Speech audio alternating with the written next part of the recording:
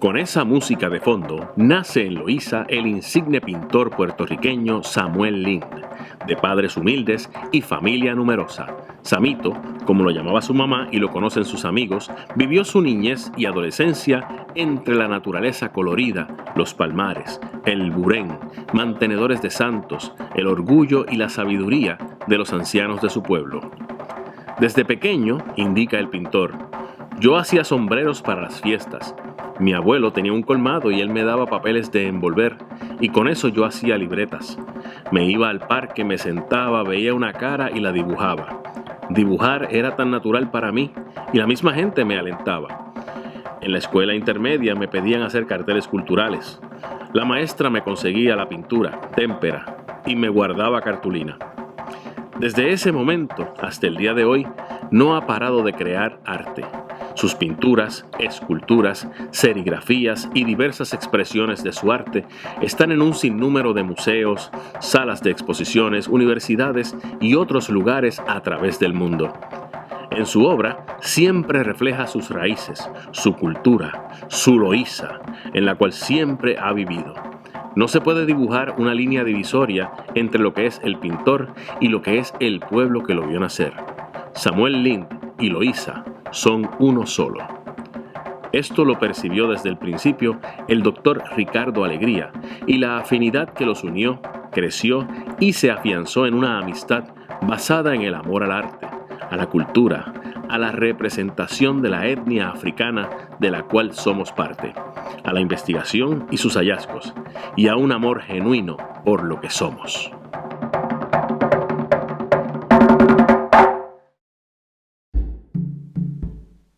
Sí, mi primer encuentro con don Ricardo, ese momento fue bien mágico, que marcó mucho mi vida, ¿no? Yo tenía que hacer una serigrafía que se llamaba Las Enramadas, esa serigrafía.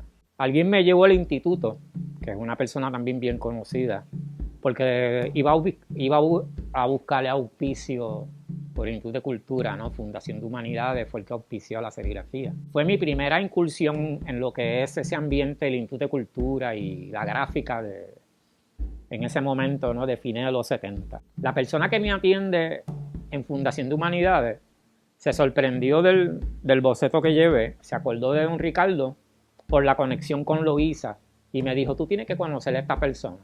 Y entonces me llevó a la oficina de Ricardo.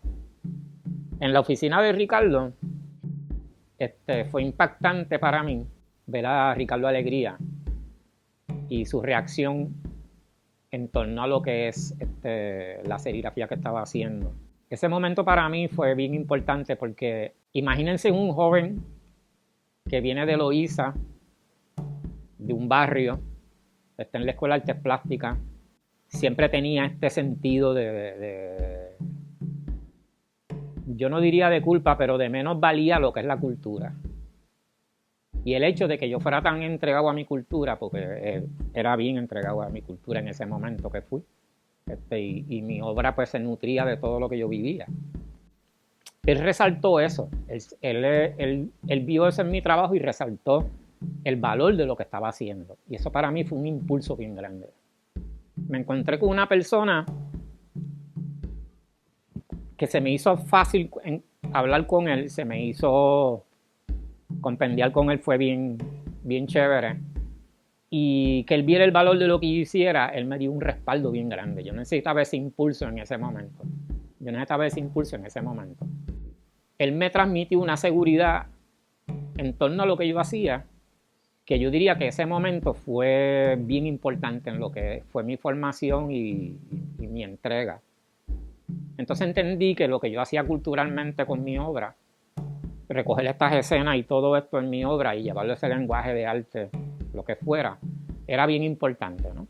Él me dio esa importancia. Y Ricardo para mí fue bien importante en esa etapa de mi vida, que yo le agradeceré toda la vida.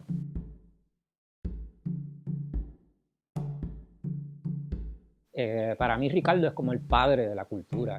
Nació una amistad inmediatamente, Él me di cuenta de todas las historias que me hacía de Loíza, de cómo parte de su crianza fue aquí en Loíza. Eso me impactó más todavía, o sea, cómo las cosas que yo hacía, que yo la interpretaba como él conocía de lo que yo estaba haciendo y conocía inclusive gente del barrio, o sea, gente de la comunidad. Él estaba bien entregado con Luisa. Y esa admiración que él tenía a lo que es la raíz africana y ver lo que yo estaba haciendo, nace entre ambos como una mutua admiración, una mutua entrega, ¿no? Él seguía lo que yo hacía. En una de las visitas que yo fui a su oficina, él tenía una colección de portadas de libros de la fiesta. Cuando yo empecé a hacer serigrafía a principios de los 80, obviamente mi gráfica, mi serigrafía principal es la serigrafía de la fiesta de Santiago y se usaba para el programa de la fiesta. Y yo los vi en su oficina así, todo expuesto. Y él me hablaba de la importancia de preservar en Loíza pues, la originalidad del culto a Santiago. O sea, él estaba bien empapado de eso, ¿no? Y cuando llegaba gente al Instituto de Cultura o al centro, cuando llegaban personas afroamericanos, gente de otros lados, visitas de la etnia africana, ¿no? Él me invitaba mucho a exponer. Don Ricardo, definitivamente, Loíza le debe tanto a ese personaje. Loíza le debe mucho a Don Ricardo. Porque Don Ricardo desde joven, ¿no? Él dio a conocer lo que es la grandeza de Loíza, ¿no? Tanto en películas como en distintas cosas donde él documentaba. Y él supo captar la verdadera esencia de este pueblo, que en ese momento yo diría que era bien visto como un pueblo por allá, ¿no? Donde tiene estas raíces y o sea, era visto un poco así como medio de rezago, ¿no? Pero él se dio cuenta que Loíza, en su interpretación de él mismo, se hizo él mismo en todo lo que es cultural desde tiempos coloniales, ¿no? Y él le dio mucho valor a eso, dio a conocer eso. Y yo diría que fue la primera persona en ese momento de nacimiento del instituto, obviamente, ¿no? Que puso a Loíza bien en alto. Y yo definitivamente, mi obra se reforzó con el hecho nada más de que él encomiaba lo que hacía.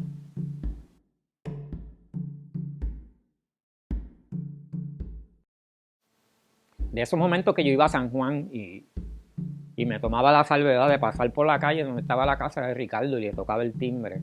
Lo menos que yo esperaba que él saliera y me decía, sí, entra. Pero fueron varias las veces que entré a su casa. Y yo encontraba un Ricardo así cansado, recostado. Pero era nada más que ponernos a hablar, él cogía un impulso. O sea, era como que... Y yo estaba toda una tarde allí. Toda una tarde. Creo que de la última vez que fui yo le puse para grabarlo. Dolores Dávila, sí. Dolores Dávila. Ahí fue que yo capté el cuento ese de la bruja de Loíza. Te lo voy a hacer porque me lo contaba Peñalosa. Yo lo tengo grabado por Peñalosa, cantado. La historia es, para que lo oiga el niño también, que llegó al pueblo una mujer bien bella, que todo el mundo se enamoró de ella, todos los muchachos jóvenes la querían por mujer, por esposa, y solamente uno de ellos, ella lo aceptó y se casaron, vivieron juntos. Pero él notaba que todas las noches ella le traía una taza con una bebida, un guarapillo que le hacía, y él se quedaba dormido. Y entonces él sospechó algo, y un día cuando ella le trajo a tomarse el guarapillo, él lo botó sin que ella se diera cuenta y se quedó despierto. Y ahí vio que ella de pronto, esa mujer tan bella, renegó de Dios y de la Virgen, que era una frase medieval española, reniego de Santa María y de Dios, y se volvió una bruja. Wow. Porque esa es una herencia africana que se transforman los seres.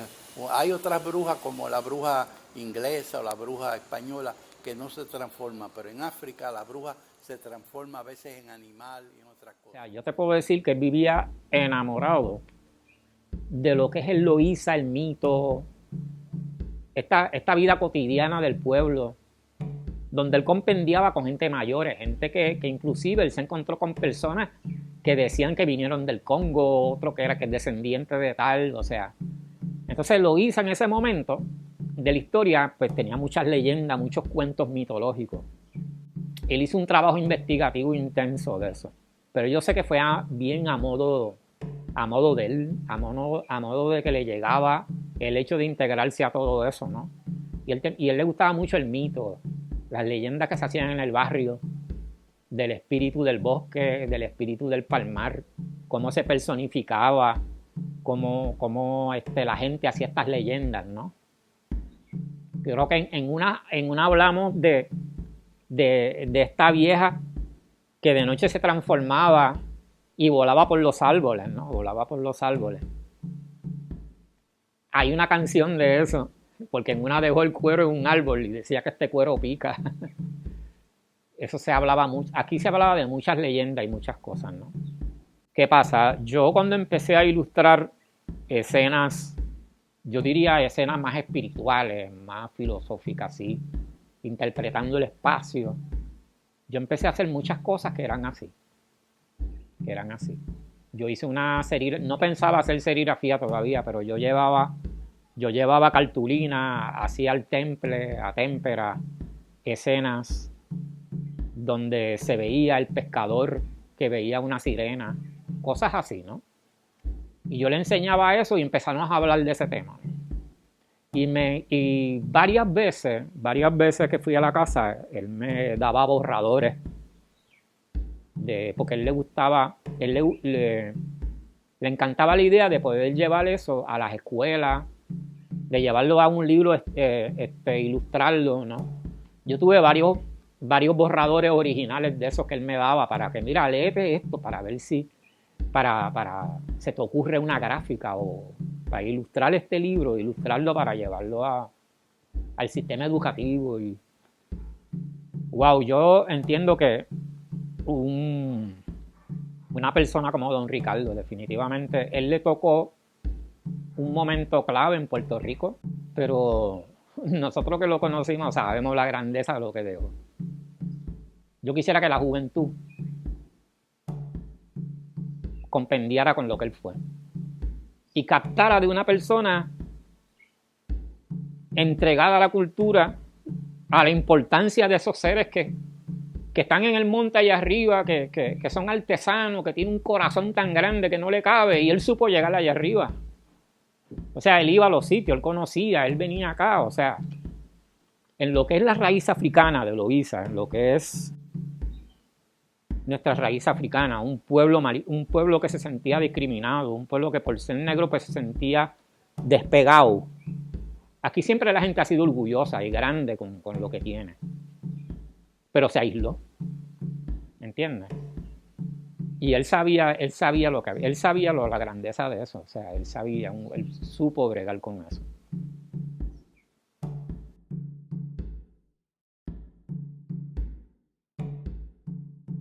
Él se proyectaba mucho al futuro. De hecho, yo, en lo que es el Centro de Estudio Avanzado, en lo que es su obra ya académica al final, yo lo que veía de él era una proyección completa, ¿no? De lo que debía ser Puerto Rico. Había una tristeza en él, porque él a la misma vez veía cómo se barataban las instituciones, él veía cómo wow, eso era fuerte escucharlo en ese punto de vista, ¿no? Cómo lo destruían, cómo destruían cosas que en Puerto Rico, no pueden pasar. El hecho de que una institución nacional como una estructura que la demolieran o algo así, ¿no? Él sufría eso. Pero yo entiendo que él sabía cómo llegar y él sabía que el futuro estaba en manos de la juventud. Él dio mucho en ese sentido, ¿no? Él predicó mucho esa parte de que entendieran el futuro, entendiera eso. Yo entiendo que su preocupación de divulgar ese ser puertorriqueño, tanto en la historia como todo lo que es Puerto Rico, y divulgarlo y que llegue y que... Es fuerte el hecho de que hay tanta influencia hoy día, hay tantas cosas invadiéndonos de todos lados. Como diría el jíbaro del monte, no cambie chinas por botella. O sea, tú no tienes nada que adoptar de otro lado. La grandeza de lo que tú eres más. Una persona que no tiene esa base es manipulable. O sea, Puerto Rico bien grande. Puerto Rico tiene una historia grande, unos seres que no tienen nada que envidiarle a ningún prócer, no tienen nada que envidiarle a nadie. Esa importancia de lo que somos, de llevarlo didáctico, hoy día con tantos medios y tantas cosas, yo no entiendo cómo es que no hoy día no se enfatiza en lo que... Hay un temor a esa universalidad que hay ahora de que todo el mundo está unido. Pues chévere, pues ahora es que es. Una de mis experiencias más grandes de mi vida es yo viajar, aunque sea con 2 cuadros, y compendiar con otras culturas. Eso a mí me ha hecho crecer. Eso no me ha hecho olvidar lo que soy. Al contrario, eso me ha dado más apoyo a lo que yo soy. Yo fui donde Ricardo muchas veces. Y tuve la bendición de que pude conseguirlo varias veces que tenía esas preocupaciones, ¿no? En ese momento que yo iba a salir a viajar. Él actuaba, se le salía como si fuera un padre. Él cogía el teléfono inmediatamente y llamaba al director de tal persona. Y yo no sé cómo rayos ya lo conocía. O sea, estamos hablando de que él se rodeó de tantas cosas. O sea, el valor de lo que la persona debe ser. O sea, vivimos en Puerto Rico donde necesitamos resaltar toda esa enseñanza que don Ricardo, yo no diría nos dejó, porque yo lo tengo tan presente y tan vivo. ¿Ok? Porque yo tuve esa bendición que no podré nunca darle tantas gracias a Dios. De conocer personas que se acercaron a mí y pudieron ver en mí, ¿no? En un muchacho humilde de Loíza, de un barrio bien pobre, que apenas tenía óleos para pintar, pero, o sea, y me dieron ese apoyo, y me dieron, no era nada material, yo necesitaba ese apoyo moral, ¿verdad? Ese apoyo, esa fuerza,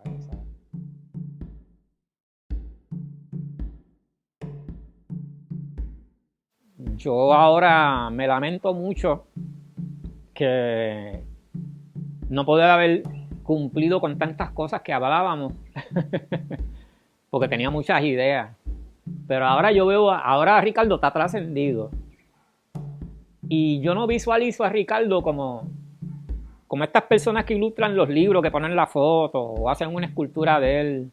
Como que se vuelve ya mi mente no cuadra con esa visión, porque yo era no tan amigo y tan personal.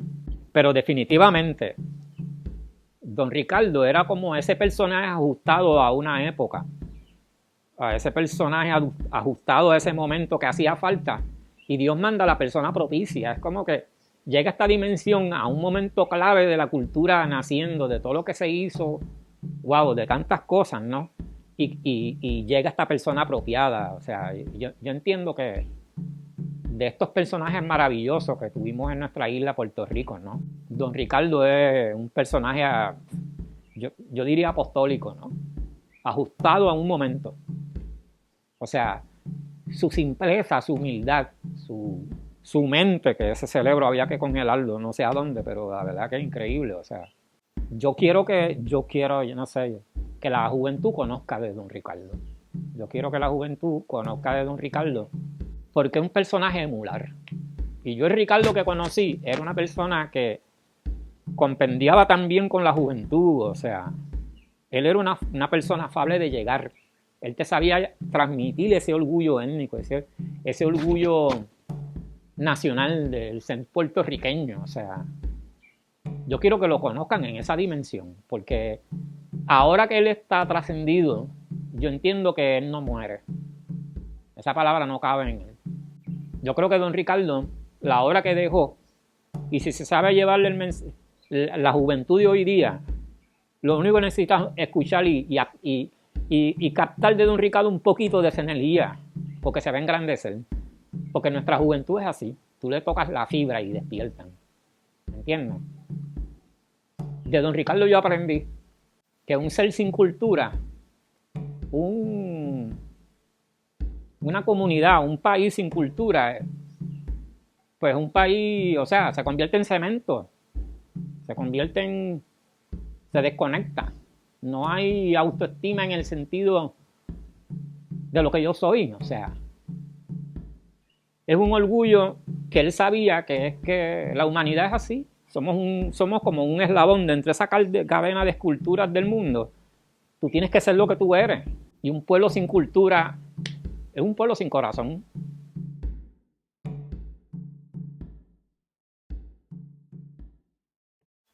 Ahora, en homenaje a mi amigo Ricardo, una interpretación musical de una bomba que se escribió en el momento en que se fue al velorio a un grupo de bomba que hicimos de Loíza, y hicimos esta canción aquí en mi taller entre Marcos Peñalosa Pica y un servidor, ¿no? Mi amigo Tito Ayala y Johanse van a interpretarlo. Tito con su tambor de 40 años, hay que decirlo, y Johanse, que es un joven dinámico de la cultura loiseña. Vamos a hacer un bombazo.